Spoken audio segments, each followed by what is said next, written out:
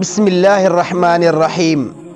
میرے محترم سامعین، آج جو میں آپ کی خدمت میں شرعی مسئلہ ذکر کروں گا وہ ایک دوست نے پوچھا ہے کہ کیا کوئی ولی ایسے بھی ہوتے ہیں کہ شرعی احکام مثلا نماز روزہ انہیں معاف ہو جائے۔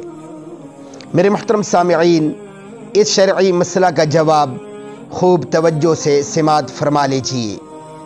جب تک آدمی اپنے ہوش و حواس میں ہو اور اس کی طاقت اور استطاعت درست ہو، کوئی عبادت معاف نہیں ہوتی اور نہ کوئی گناہ کی بات اس کے لیے جائز ہوتی ہے۔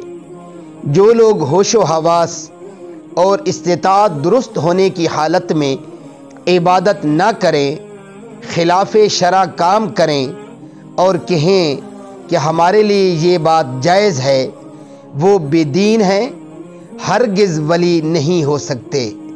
اللہ رب العزت ہم سب کو شریعت کی روح کو سمجھنے کی توفیق عطا فرمائے۔ وآخر دعوانا ان الحمد للہ رب العالمین۔